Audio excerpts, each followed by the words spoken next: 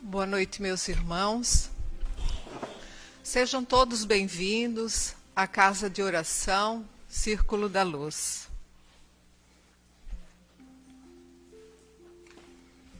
Bom, antes de iniciarmos os nossos trabalhos, o seu Mauro provavelmente pediu para que a gente avisasse que o dono do Citroën C3 preto, placa MGS 1519, está com o alarme disparado. Então vamos retornar aos nossos trabalhos, procurando, na medida do possível, nos desligarmos das nossas preocupações, nos concentrando no objetivo principal que nos trouxe aqui. Lembrando das palavras do Mestre Jesus, quando ele disse que onde estivessem dois ou mais reunidos em seu nome, aí ele estaria. E na certeza de que ele aqui está, representado pelos seus trabalhadores de luz, incansáveis, neste trabalho de apoio, auxílio a todos nós, vamos procurar aurir deste momento, lembrando em benefício próprio, em benefício dos nossos amores, daquelas pessoas as quais amamos e pedimos por elas, na certeza do amparo e da proteção divina, pedindo também o amparo e a proteção da cúpula espiritual do Círculo da Luz. Nós agradecemos este momento com a prece que o Mestre legou à humanidade. Pai nosso que estais nos céus, santificado seja o vosso nome. Venha a nós o vosso reino, seja feita a vossa vontade, assim na terra como no céu. O pão nosso de cada dia nos dai hoje, perdoai as nossas ofensas, assim como nós deveremos perdoar a todos que nos tenham ofendido. E não nos deixes cair em tentações, livra-nos de todos os males. Meus irmãos, hoje é o dia do trabalho especial da desobsessão coletiva. Nós vamos pedir para que todos os presentes possam mentalizar os seus lares. Relaxem, fechem os olhos, percorram peça por peça do seu lar, com calma, tranquilidade, para ajudar os nossos irmãos da espiritualidade trabalhadora, para recolher os irmãos que porventura lá estejam, necessitando de algo, que nós não podemos ajudá-los. É através destes amigos espirituais que eles serão socorridos e auxiliados. Vamos também mentalizar as pessoas que lá convivem conosco, os nossos familiares, quem nos auxilia talvez nas tarefas domésticas. Enfim, façamos a nossa parte com muito amor no coração.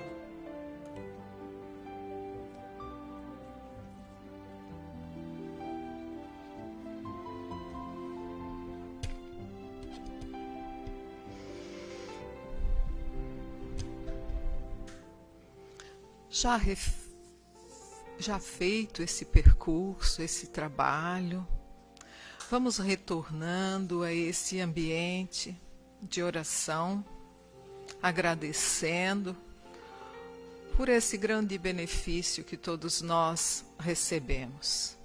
E vamos à parte do Evangelho. Vamos ler uma passagem do capítulo 15, Fora da caridade não há salvação. Na verdade, a parte que nós vamos ler, ela é tão linda como toda parte do Evangelho, mas é como uma poesia de Paulo, da primeira epístola aos Coríntios, capítulo 13. Necessidade da caridade segundo Paulo. Ainda que eu falasse todas as línguas dos homens e a língua dos próprios anjos, se eu não tiver caridade, serei como bronze que soa e um símbolo que retine.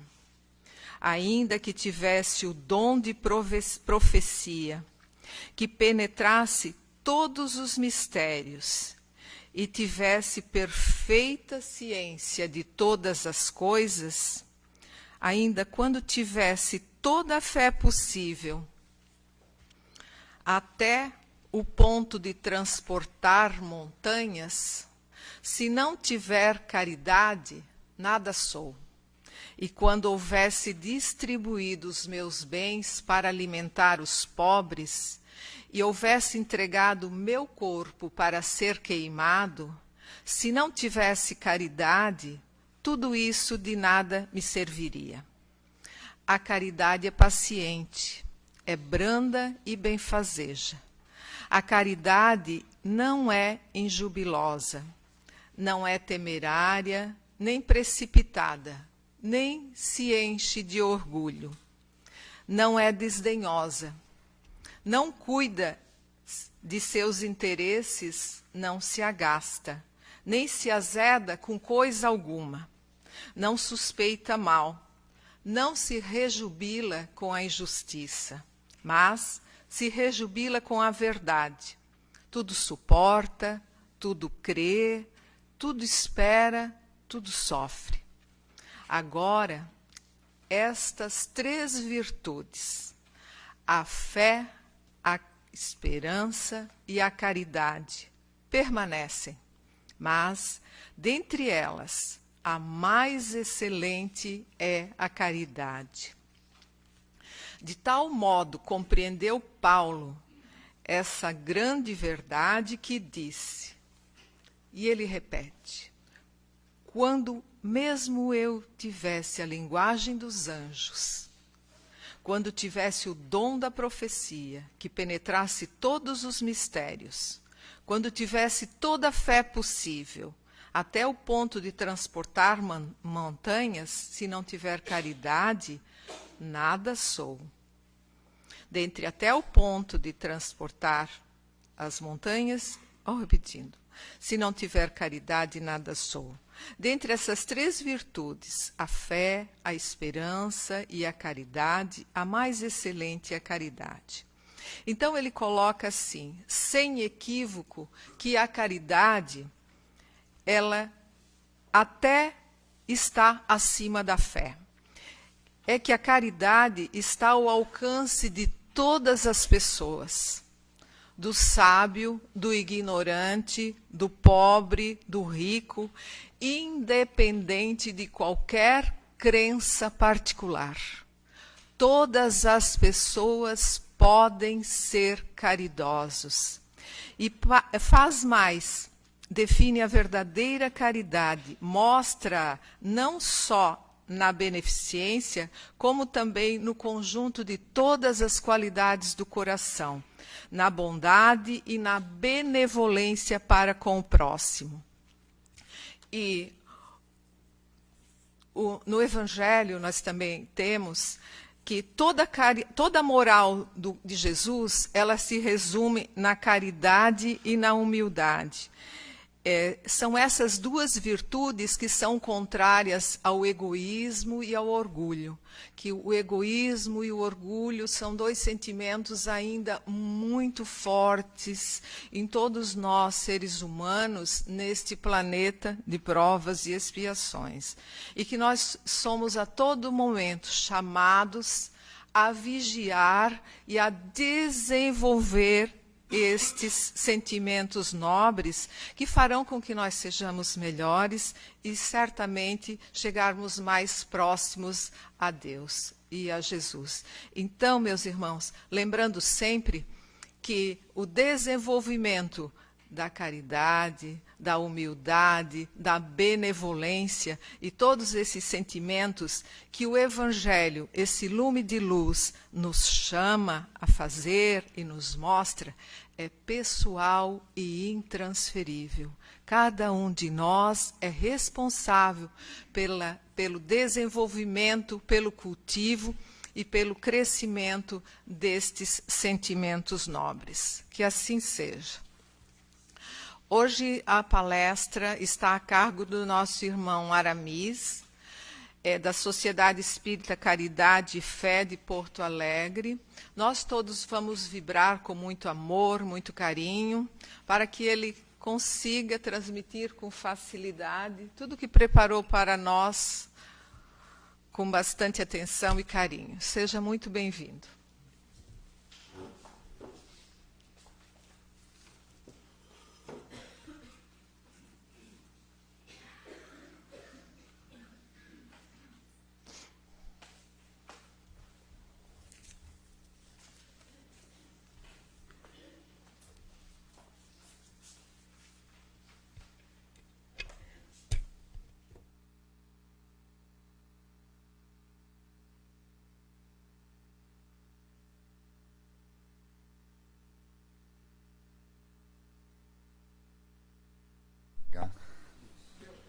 Caros irmãos, boa noite. Que a paz do Mestre Jesus permaneça conosco, nos dilate a capacidade de expressão, de compreensão, para que ao término da nossa reunião possamos todos nós nos sentirmos mais fortalecidos para a prática do bem e do amor ao próximo.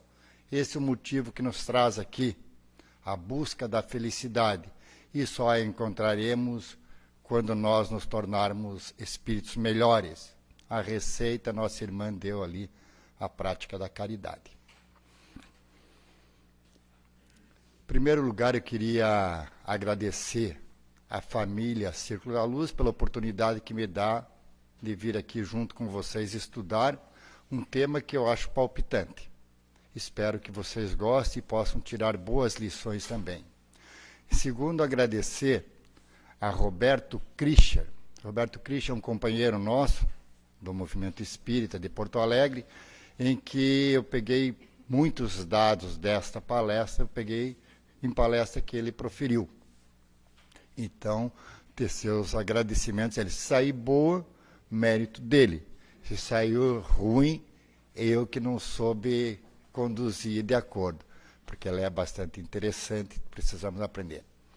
E mais um detalhe. Nós vamos, vocês viram ali, não era para ter aparecido, mas já apareceu aparelho reprodutor feminino. Mas nós vamos, se tiver pessoas ligadas à área médica, médicos, enfermeiros, que conheçam os termos técnicos, nós vamos usar os termos populares.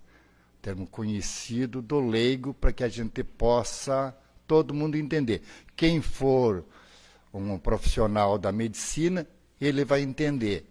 Agora, se for usado o termo técnico, aquele que não entenderia. Então, por isso que nós vamos usar os termos mais comuns. Beleza? Então, vamos lá. Gênese espiritual. Nós estamos, esse ano, comemorando 150 anos do livro A Gênese. Um livro pouco estudado, inclusive no movimento espírita. É muito comum nós irmos em centros espíritas e perguntar quem leu, não é quem estudou, quem leu a Gênese, e pouca gente levanta a mão. Eu parei de perguntar, não pergunto mais. E estudar, então, estudar é pouquíssimo mesmo, né? Então não se estuda. E ele é muito importante para nós. Olha como a gente é bonito. Ó. Nós vamos trabalhar do capítulo 11 da Gênese, que ela trata da Gênese espiritual. Mas não tem como nós trabalharmos todos os itens. São todos aqueles itens ali, princípio espiritual, união do princípio espiritual à matéria.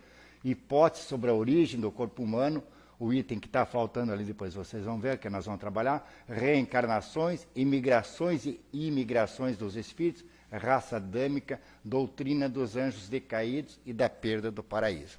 Sobre cada um desses itens, nós vamos dar só uma pincelada, um en passant, para ver se desperta em cada um de vocês a curiosidade para, pelo mínimo, estudar esse capítulo. Ele fala direto de nós. E às vezes a gente não estuda. Então nós vamos tentar dar só uma passadinha nisso aí para a gente entender. Vamos começar lá com o princípio espiritual. A existência do princípio espiritual e do princípio material, ele está visto por todos nós. Ele se autoexplica para a gente entender melhor. Então, o que é espírito, o que é matéria, para entender como é que funciona isso. Vamos imaginar um sino. Um sino. O vento pode balançar e ele vai emitir um som, não vai? E todos nós ouvimos. O que está ocorrendo ali? A matéria se manifestando. Certo? Pelo balançar, pela força do vento, balançou e produziu um som. Agora, imagine esse mesmo sino dando sinais de alerta. Comandado. Dá 2 badaladas. Para, espera, mais 2, mais 3. O que vocês tiram de conclusão dali? Tem alguma coisa comandando aquele sino. Não teria como o vento ou qualquer outra força, que não fosse uma força inteligente, colocar sons para emitir mensagens. Agora vamos olhar para o nosso corpo. Esse corpo que nós vestimos, ele é matéria. E nós nos expressamos através dele. E como é que ela se expressa? Por que se expressa? Quando esse corpo está morto, está num caixão, ele se manifesta? Não. Está ali inerte, parado. Então, nós deduzimos que tem alguma coisa a mais do que matéria ali. Esse é o princípio espiritual. Então, isso dá motivo para a gente fazer uma palestra de mais de 1 hora. Mas só para a gente ficar com esse primeiro quesito. Depois, a união do princípio espiritual à matéria. Por que precisa ter essa união? O espírito, para se desenvolver, para se tornar melhor, para desenvolver todas as habilidades. Todos vocês já devem ter escutado mais de uma vez aqui por outros expositores que o espírito foi criado simples e ignorante.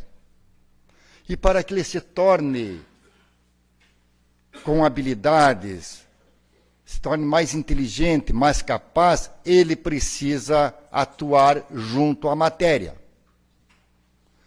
Agora, se Deus colocasse-nos numa matéria pedra, na pedra bruta, como nós iríamos conseguir expressar nossos desejos, nosso sentimento, desenvolver habilidades? Aquela matéria não estava adequada para que a gente pudesse manifestar.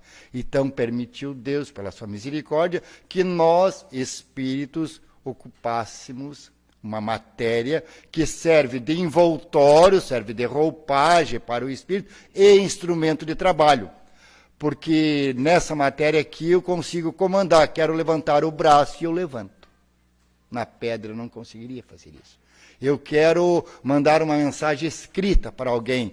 Como essa matéria é flexível, tem várias possibilidades, é uma máquina perfeita, todo mundo já disse isso, o homem ainda não conseguiu reproduzir um corpo como esse, então, aí vai a questão da união do princípio espiritual à matéria. Depois, no outro item, ele fala sobre a hipótese da origem do corpo humano. Então, só como hipótese, Kardec coloca lá vários parágrafos tratando disso, que pode ter sido as primeiras encarnações do homem, ainda quando muito atrasado, ter utilizado o corpo de um macaco. E isso em nada lhe diminui. Isso em nada lhe diminui. É só um instrumento de trabalho. Depois, o item seguinte seria, que nós vamos falar depois, encarnações, nós vamos falar depois, mas vamos ainda falar agora do reencarnação um pouquinho. Das reencarnações. Tem alguém aqui que é a primeira vez que está vindo na casa espírita? Se tiver, levante a mão só para saber. Quem está vindo pela primeira vez, não estiver entendendo muito, Dona Maria Esther, porque o seu nome tem outros, ela responde todas essas questões que ficam na dúvida. Você vai anotando assim ali, ó, e depois pergunta para ela, tá? Porque senão eu vou usando alguns termos que você ainda não conhece, depois, ó, eu anotei isso, não sei o que dizer, anotei, aí ela responde, tá? Então, deve ter outros companheiros dela também, que daí ela vai informar. E deve ter também na casa, não tem com certeza, grupos de estudos onde possibilita a gente ir aprendendo esses termos, reencarnação, perispírito, essas coisas todas, tá? Como haveria, só com a reencarnação nós conseguimos explicar o progresso. Não interessa muito que nível cultural nós temos de estudo, mas todos nós já ouvimos falar dos homens da caverna, que não conheciam fogo, não conheciam roda, não conheciam nada. Se houvesse só uma encarnação, como haveria o progresso? Você ocupa um corpo, vai ter uma vida. Hoje a gente vai já a expectativa de vida está perto de 100 anos, mas quanto mais para trás era bem menor. Sendo que na década de 50, década de 30, era 50 anos a expectativa. Então imagine, você vivia 50 anos e morria. Se você não reencarnasse, como é que ocorreu o progresso na Terra? Se cada um só vinha uma vez e não tinha mais, não teria como ter o progresso. Então, as reencarnações, cada item desse dá motivo para a gente fazer várias palestras, mas a reencarnação fica fácil de entender quando a gente pensa no progresso. Como é que hoje o homem evoluiu tanto? Hoje a gente fala com outro lado do mundo, vendo a imagem. Estava tendo agora a Copa do Mundo lá na Rússia e nós estávamos assistindo em casa, torcendo para a Bélgica. Ah, não é? Mas então, possibilitava isso. E não faz muito tempo, em 1970, aqueles que foram que nem assim, de cabelo ou sem cabelo, cabelo grisalho ou sem cabelo, nós assistimos a primeira Copa colorida. 70. Tem uns aqui que nem sabem que 70 não tinha televisão ainda, né? No meu tempo, a gente não sabia que celular eu fui conhecer quando já era velho. O meu filho tem 18 anos, ele não sabe o que é uma fita cassete. E deve ter alguns aí que eu estou falando, eu também não sei. Máquina da datilografia, então nem pensar.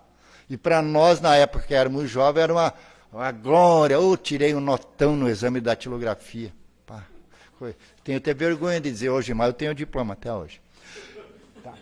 Então, depois, emigrações e imigrações dos espíritos. Nós formamos uma família só. A família terrena é uma família só de espíritos.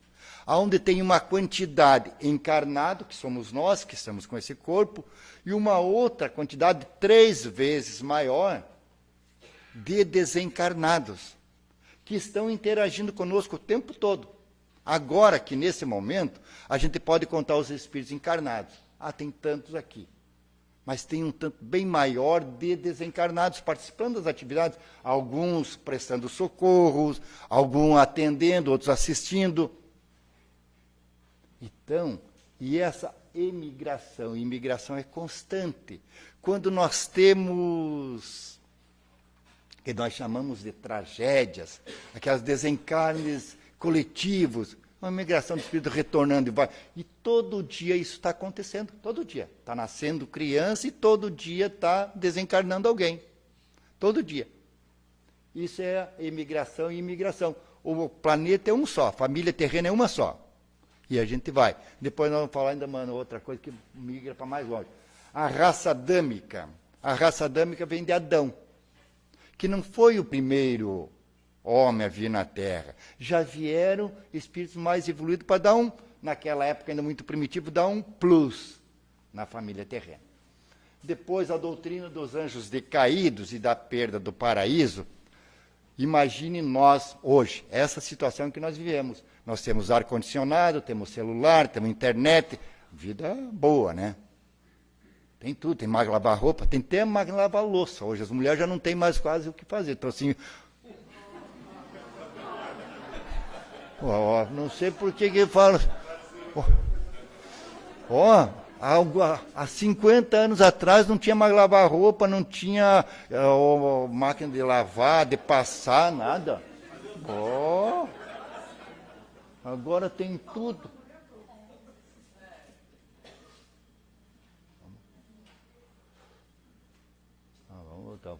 Volta. Então, bom, não é só as mulheres, o homem também, a vida era difícil. Agora imagine então você vivendo aqui na Terra, e nós estamos lá, nossa Terra está passando já há bastante tempo, não é assim que vai acontecer amanhã. Já está nesse processo de transformação e vai mudar. Ela hoje é considerada um mundo de expiação e prova. É o segundo na escala que Kardec construiu para efeito didático. Antes disso aqui era o primitivo. Aí estamos no expiação e prova. E o próximo, que é para onde nós estamos indo, é regeneração. Quem não puder ficar no planeta de regeneração, que é onde não vai poder mais conviver aquela pessoa que quer fazer o mal, pelo simples prazer de fazer o mal. Não é que errou. Nós ainda vamos ser imperfeitos, vamos cometer muitos erros, mas se nós ainda tivermos o desejo deliberado de prejudicar o outro, nós não poderemos ficar na Terra. Para onde nós vamos? Nós vamos ajudar quem está atrasado. Nós vamos lá para um planeta primitivo, que não tem roda, não tem fogo, não tem celular, não tem nada. Quando você chega lá, o que tu vai sentir? Tu perdeu o paraíso. É a doutrina dos anjos decaídos. Eu tinha tudo. Eu tinha automóvel, eu pegava um avião, eu viajava milhares de quilômetros em pouco tempo. E depois eu não tenho nem carroça. Vou ter que aprender a domesticar os animais para poder. É por isso que tem a doutrina dos anjos decaídos. Mas também isso dá uma parte. Agora vamos naquela que é nosso objetivo de hoje. Esse rapaz que está aí na foto é o meu neto. Quem estava aqui próximo já escutou ele cantando. Esse é o primeiro dia. Ele está agora com 2 anos. Olhem bem, não porque ele é bonito. Olhem bem porque todos nós tivemos o corpinho assim. Alguns melhoraram, outros estão pior. Mas é bem isso. Agora, nós não somos aquele corpo ali. Nós não somos aquele. O que nós somos? Olha lá. Processo reencarnatório. Olha lá, nós somos um homem.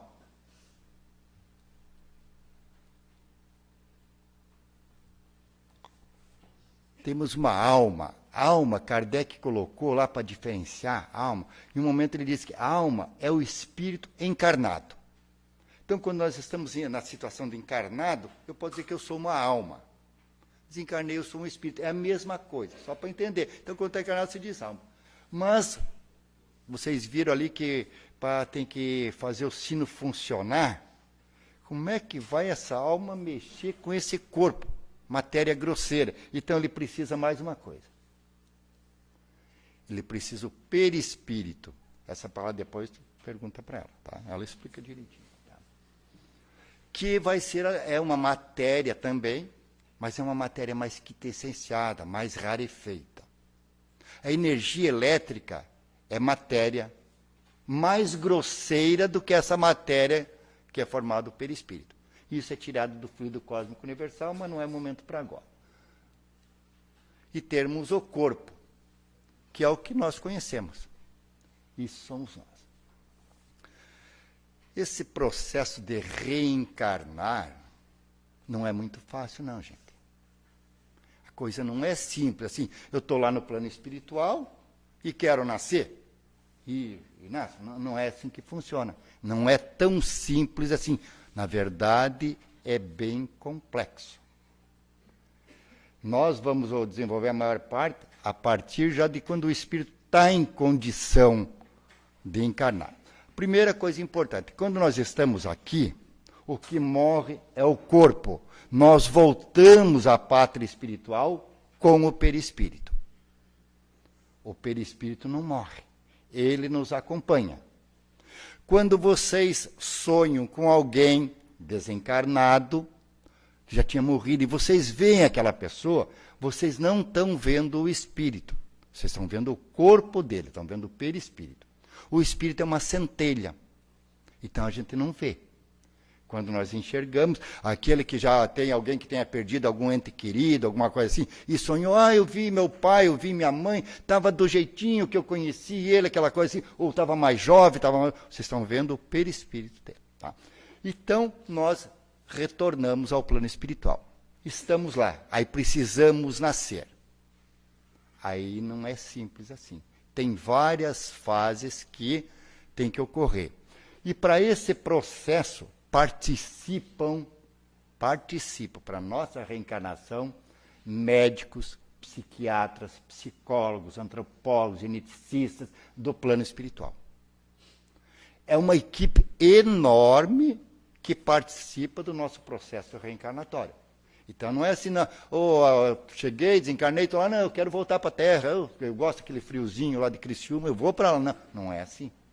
Então, eu vou só citar 5 fases principais, porque depois nós vamos considerar como já o espírito pronto. Primeira fase, só de en passant, recordação do passado. Nós estávamos aqui, retornamos ao plano espiritual e nós vamos recordar o passado. Ver se nós fizemos a lição de casa. Ver se aquilo que nós tínhamos nos proposto a fazer, nós realmente fizemos. O que precisa melhorar? Eu falei que eu ia reencarnar e eu ia desenvolver uma qualidade tal lá, eu ia ter paciência. Voltei, não tenho, estou analisando, recordo todo o meu passado. Bom, a hora que eu tenho todo o passado, o que eu precisava fazer, não fiz, quanto eu já andei, aí vai o fato seguinte. Aí eu faço um projeto. Um projeto. Quando vocês querem reformar a casa de vocês não fazem um projeto? Ou querem que vocês fazem um projeto? Então você faz um projeto do que você quer ser. Por exemplo, nós que estamos aqui nessa situação, antes de chegar aqui, nós fizemos um projeto. E nos comprometemos a fazer determinadas coisas.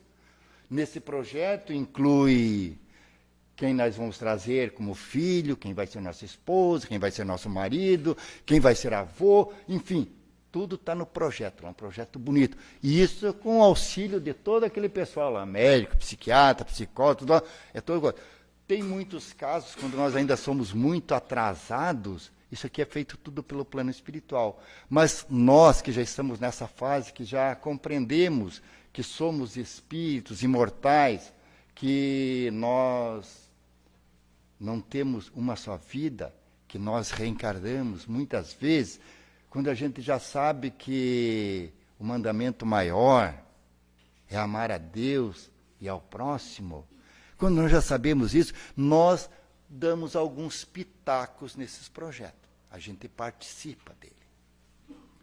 Depois do projeto feito, temos que escolher o ambiente. Bom, aonde eu vou realizar o meu projeto? Vai ser no Japão, vai ser no Brasil, vai ser aonde vai. Então, que ninguém diga, eu não pedi para nascer em Criciúma. Não, pediu. Escolheu vir nascer em Criciúma. Escolheu. Então, a gente fez um projeto. Aí tem que participar aqueles médicos lá na questão dos genes e dos cromossomos. Eles vão trabalhar. Por quê? Vamos só assim para despertar em vocês. Vocês, alguma vida passada, usaram muito mal o braço. Usaram só para matar. Uma encarnação, 2, 3, várias encarnações, vocês usaram o braço só para matar, só fazer o mal. O que ocorreu ao longo do tempo? Vocês lesaram o perispírito. Lesaram o perispírito. E vocês precisam agora, para se recompor, nascer com o braço defeituoso. Isso não quer dizer que todos que nascem com o braço defeituoso seja isso. Isso é só para analogia, para vocês entenderem. Então, aí precisa esse pessoal lá mexer nos genes cromossomos, que é depois que vai montar lá o corpinho. Vai dar lá o código genético. Então, tem todo esse trabalho, como é que você quer vir, aquela coisa, em que situação, aquela coisa toda. Precisa vir bonito, precisa vir feio. No meu caso, eu pedi para vir bonito, eles erraram. E ocorre um tratamento, que esse é o termo que eu posso usar. É o melhor para nosso entendimento na Terra, seria esse termo. O espírito recebe um tratamento magnético que vai restringir, vai reduzir. O espírito vai ser reduzido. Ó, veja, eu aqui com 1,68 era 68, já baixou um pouquinho. Então, com o meu 1,68 m, o meu perispírito está com esse tamanho. Mesmo lá no plano espiritual. E eu, para nascer, ele vai ser reduzido até normalmente o tamanho do útero. Para quem não sabe, o tamanho do útero, fecha a mão esquerda assim, e esse aqui é o tamanho do útero da mulher. Em alguns casos, precisa reduzir até o tamanho do óvulo. Mas a grande maioria reduz até o tamanho do útero. Vamos em frente agora. Ali nós temos o desenho do aparelho reprodutor feminino.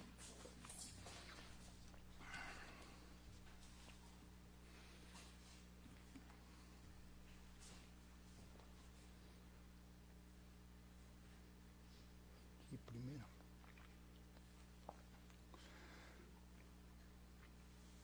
A hipófise é a glândula mãe de todas as glândulas, manda 2 sinais químicos, o FSH e o LH. A hipófise está na parte inferior do cérebro, desce. Vai atuar sobre o ovário da mulher. Quando ele emite esses sinais químicos, FSH e LH, há uma produção maior de progesterona e estrogênio. Estrogênio é isso. Então, há essa produção grande. Tá? Quando ocorre isso, aqui precisamos aqui dar uma... para a gente lembrar.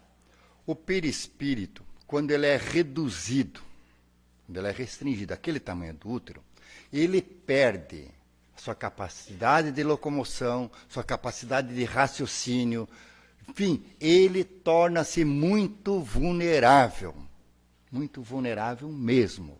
E por isso ele é trazido com os espíritos bondosos, acompanham a reencarnação. E aí acontece um fato bem comum.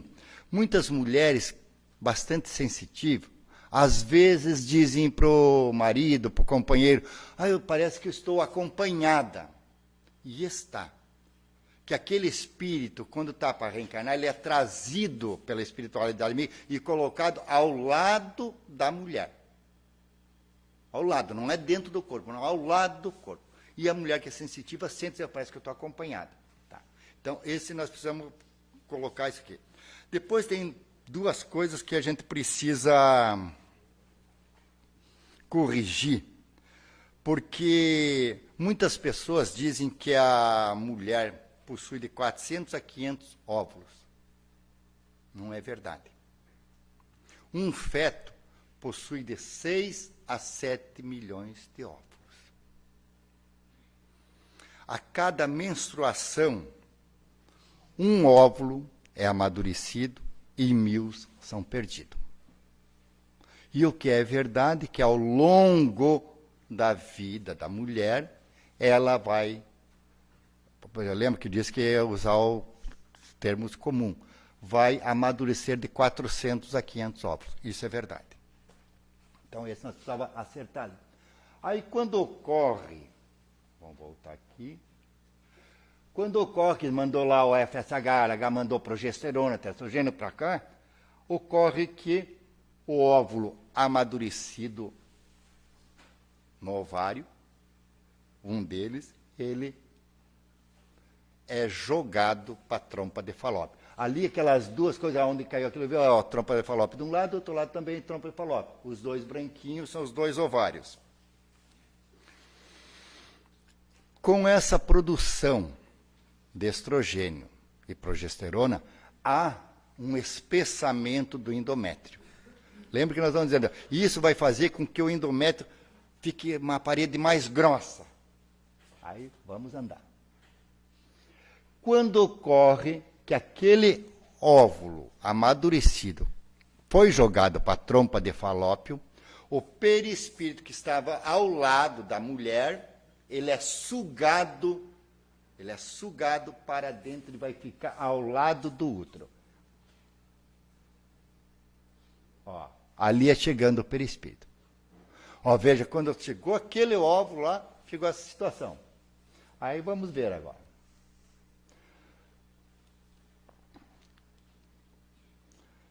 Aquele ali é um óvulo, para a gente poder entender. Quando aquele óvulo é jogado na trompa de Falópio, não posso perder aqui o número, 460 milhões de espermatozoides, cada um com uma vibração diferente, estão no aparelho reprodutor da mulher. Aqueles perispírito lá que eu falei, que perdeu capacidade de memória, perdeu tudo, ele não perdeu uma coisa, as suas vibrações. Ele continua vibrando o tempo todo, as vibrações. E as vibrações dele atingem o óvulo e tudo em volta. O que a ciência fala a respeito do espermatozoide que vai fecundar o óvulo? Ela diz que é o mais rápido. O que nós da doutrina espírita falamos? É o mais rápido. Mas ele é mais rápido aquele que tem a sintonia vibratória. Porque tem a sintonia vibratória. Aquele óvulo que foi fecundado, está lá, foi a vibração do perispírito, atingiu ele, e agora um desses 460 milhões de espermatozoides vai chegar até lá. O espermatozoide é muito lento. Ele se movimenta a 3 milímetros por minuto. E ele vai chegar e vai subir a trompa de Falópio e vai fecundar. Quando ele chega, para ele passar aquela camada ali, depois que ele chega ali, fura, por um processo da natureza, ele fura o óvulo, entra, para dali que ele entrou no óvulo, para ele chegar até no núcleo, ele leva 5 minutos.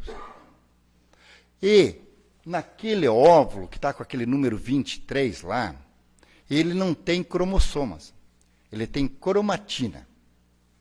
Cromatina é como se fosse um jogo de Lego desorganizado. E aquilo vai se transformar em cromossomo. Como é que se transforma? A ciência diz que é o acaso. Nós espíritas dizemos que o acaso não atrai. É a vibração do perispírito que vai fazer com que aquelas cromatinas se organizem em cromossomas. E daí tem uma verdade. Aí, o espírito reencarnante imprime no óvulo o que ele é. Não tem como ser diferente. Se ele é... Por isso que lá, lembra lá naquela preparação, lá que os geneticistas tinham que preparar os genes, cromossomos, então, eles são daquele jeito. Se eu sou... para ser baixinho, eu vou ajeitar aquelas cromatinas, tudo lá virar cromossomo, para que eu nasça baixinho. E assim vai. Mas vamos andar mais. Quando ele passa ali, furou, vocês marquem 20 minutos. Depois que chegou ali, 20 minutos depois, ocorre a primeira ligação.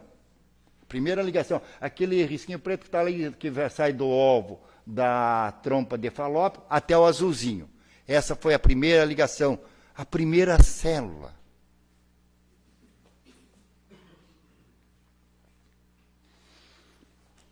Ele tinha 23, quando chegou, o óvulo tinha 23 cromossomas, já transformada a cromatina em cromossomos. Quando chegou o espermatozoide, deu mais 23 e tornou a célula com 46 cromossomas. Formou o zigoto. Daquela célula, ela se divide em duas. Quando ela se divide em duas, mais uma ligação.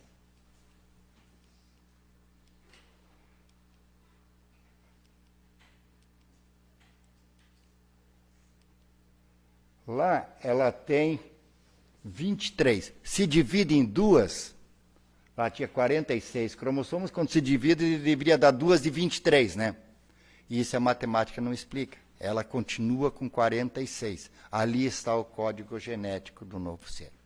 E depois essas duas vão se multiplicar em 4, 8, 16, 32, 64, 128, 256, 512, 1024 e vai embora.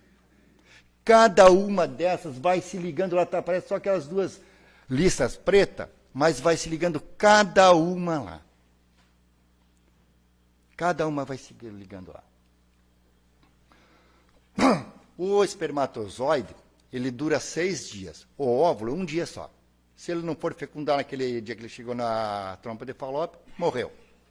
O espermatozoide pode ter acontecido a relação 2, 3 dias atrás, e daí ocorrer a fecundação, porque o espermatozoide vive 6 dias. No terceiro, depois quando já está lá com... No terceiro dia que o óvulo está na trompa de Falópio, ele começa com 16 células, a trompa de Falópio começa a fazer um movimento. E o óvulo rola e cai no útero. Aqui, ó. Ele vem e cai no útero. Aqui, ó. Vai passar mais 3 dias ali. 3 dias, vou usar essa expressão para você boiando ali. Sem estar grudado em lugar nenhum. Nisso ele já está com quase 200 células. E quando ele chega às 200 células, ele crava suas garras na parede do endométrio. Por isso que precisava a hipófise ter liberado o FSH e o LH, que ia liberar progesterona e estrogênio para engrossar aquela parede. E quando ele crava, o espírito quer reencarnar, ele está com vontade de reencarnar, ele crava tão forte que às vezes sangra. E a mulher diz, estou menstruada. Às vezes está mais grávida que pensava. Está bem grávida. Porque aquele espírito não quer largar aquela situação. Ele está ali.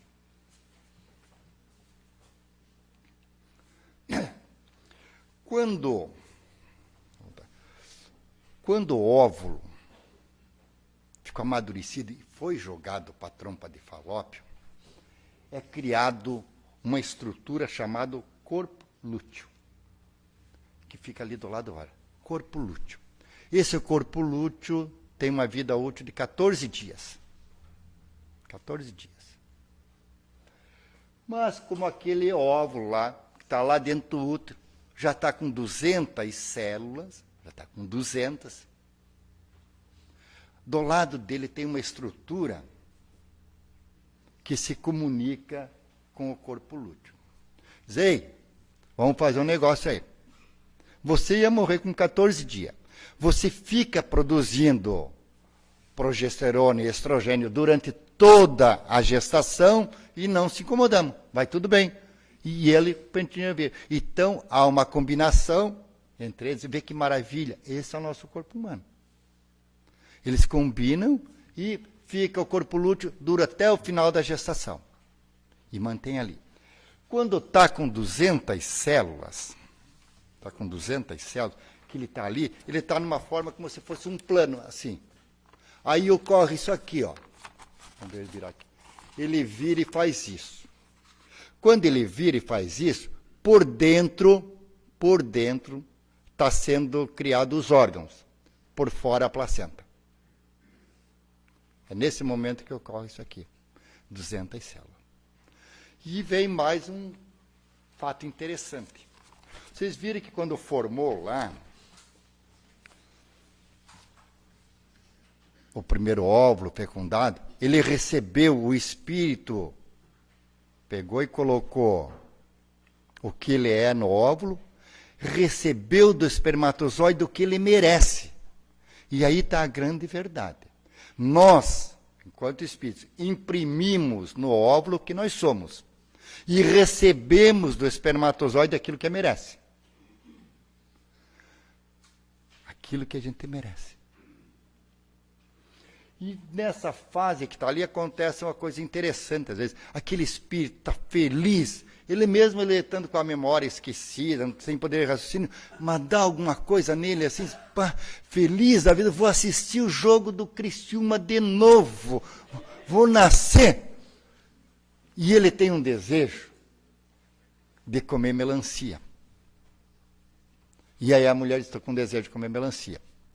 Às vezes é fita da mulher. A mulher é fiteira, entende? Mas nem sempre. A maioria das vezes, eu digo, é por causa do espírito. Imagina esse espírito, a gente pode analisar assim, a mulher nunca gostou de abacaxi. Daí, de repente, de madrugada, 3 horas da manhã, ela acorda o marido, estou com vontade de comer abacaxi. Não é nem tempo de abacaxi. É o espírito que está passando essa mensagem. E aí tem uma coisa interessante. As mulheres, muitas, costumam dizer, o corpo é meu, eu faço o que eu quero. Não é bem assim. Aquele corpo que está ali tem um DNA diferente da mãe. É um corpo estranho. E aí é uma coisa interessante. Quando nós temos algum corpo estranho no nosso organismo, o linfócito T, que é encarregado de fazer o deságue, de limpar, de tirar corpo estranho, ele chega e vem até ali naquela parede, opa, entre as estruturas, e por isso vou usar o nome estrutura, chega ali e fala, ei, ô linfócito, para aí, esse corpo aqui tu não se mete. Tu vem até aqui, dá uma olhada e volta. E porque o papel do linfócito T é expulsar qualquer organismo estranho. E esse organismo é estranho. Então, é o corpo da mulher? Ou ela está sendo só hospedeira? Ali é um outro organismo. E ele não é atacado.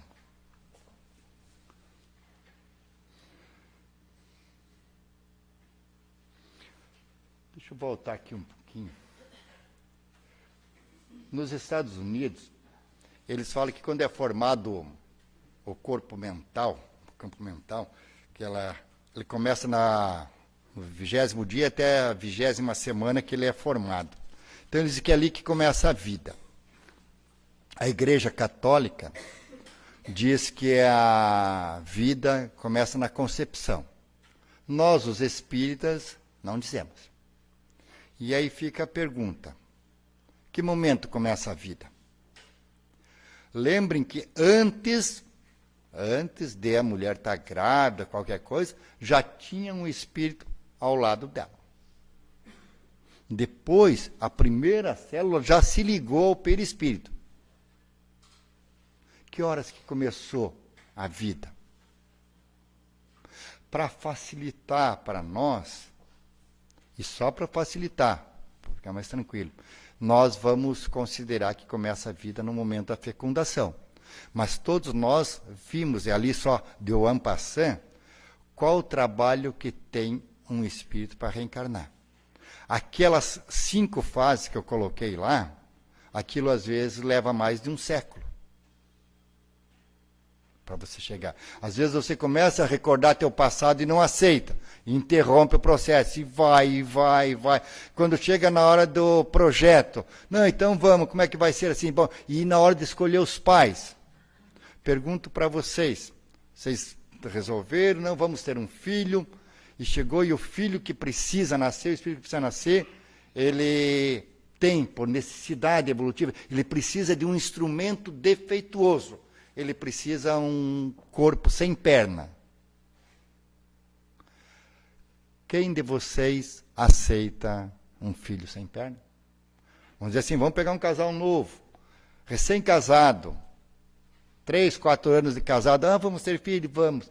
E chega lá, eu quero nascer. Beleza, também quero ser mãe, quero ser pai, tá. Só que eu preciso nascer sem perna, tu me aceita? Leiam no Memórias de um Suicida, e vocês vão ver as mães dizendo no plano, não, eu não aceito, você eu não quero. Então imagina, passa por todo esse trabalho, quando chega ali, e daí você não aceita? Não quer? Se nós fôssemos aqui como encarnado, você é convidado para uma festa, acertado, todo mundo já vão lá na festa, não, vamos dizer que seja uma festa bonita, você vai, compra roupa boa, um sapato legal, uma bolsa nova, e quando tu chega para entrar, não, você não pode. Como é que vocês ficariam em relação a quem convidou? Vocês iriam ficar muito brabo, né? Esse espírito que ficar impedido de reencarnar também vai ficar. Então nós precisamos pensar bem. Tanto quando nos propomos a ser pai, a trazermos um outro espírito para vir aqui na Terra, fazer os seus exercícios, as tarefas, quanto mais não coisar. Outra coisa importante para aquelas senhoras que estão gestando ou vão gestar. Todo sentimento, todas as emoções que a mãe sente, ela passa para o filho. Imagine uma mãe gestando e sai fazendo misérias pelo trânsito, arriscando tudo que dá direito. A quantidade de adrenalina que ela libera atinge diretamente o filho. Depois vai reclamar que o filho tem problema? Imagine casal, grávidos, e uma discussão feia. A mãe libera um monte de cortisol. Como é que fica a criança?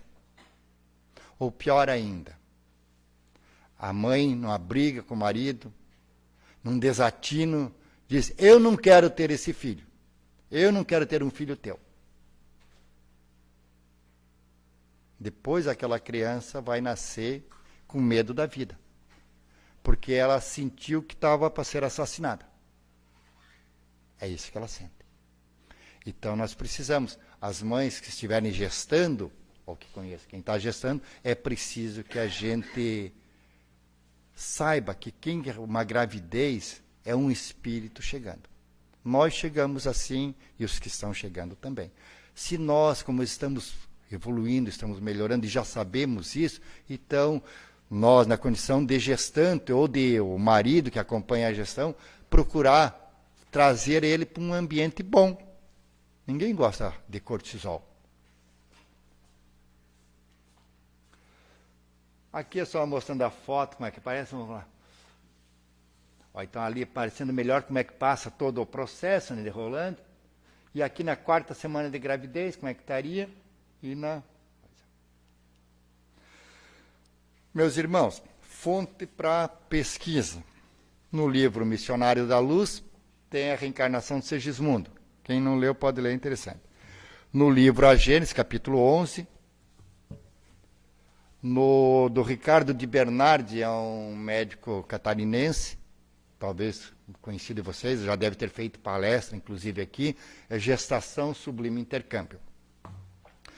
A ideia de desenvolver esse tema é para que nós, encarnados aqui na situação, nem sem questão de estar gestando ou não, é valorizarmos a vida, gente.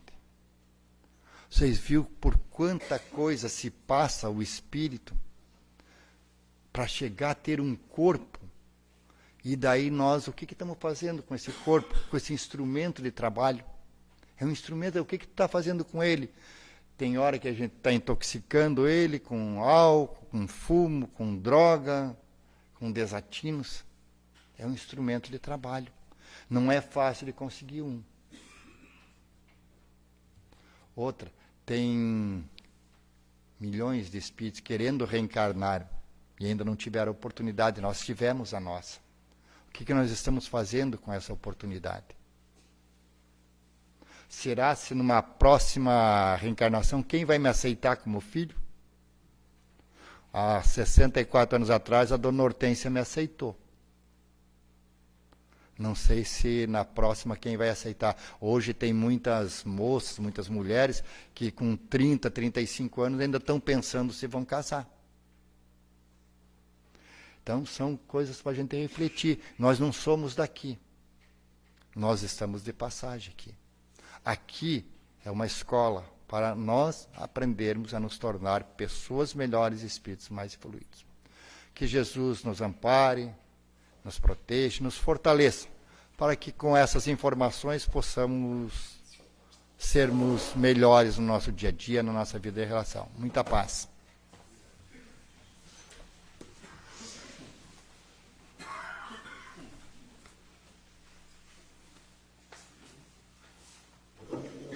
Nós agradecemos ao nosso irmão Ramis por tão grandiosas informações esclarecedoras e que certamente fará com que nós possamos meditar a respeito, né?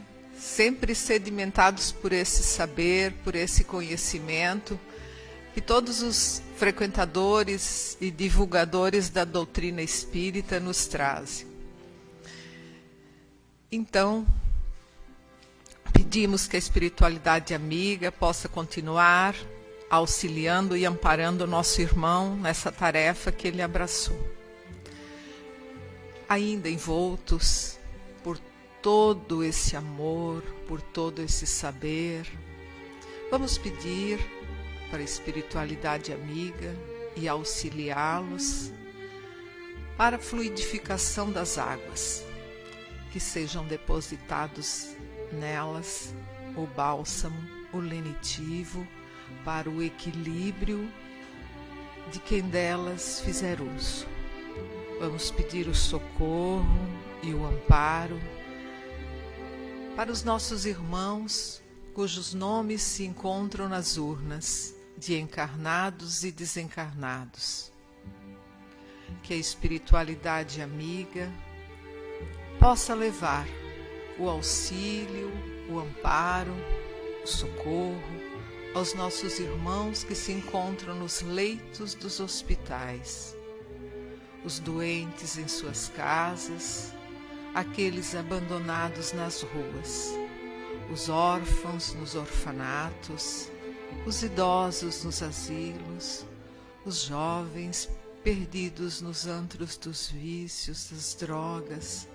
Que todos esses possam encontrar mãos amigas que os auxiliem a se reerguerem, a terem coragem para trilhar um novo caminho.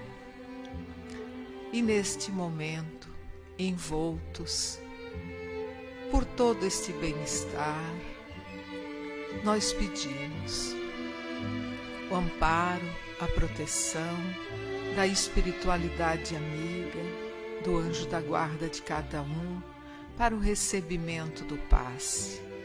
O passe é transfusão de energia. Elevemos o nosso pensamento a Deus, a Jesus, a Maria de Nazaré, Mãe espiritual de toda a humanidade, e façamos os nossos pedidos. Cada um de nós tem as nossas necessidades, os nossos sofrimentos, as nossas preocupações, as nossas angústias, que possamos ser merecedores do auxílio e do amparo.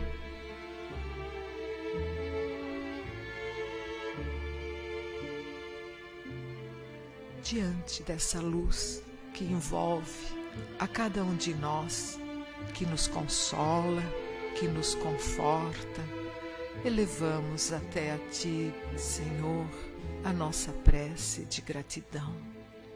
Pai nosso que estais nos céus, santificado seja o vosso nome, venha a nós o vosso reino, seja feita a vossa vontade, assim na terra como no céu.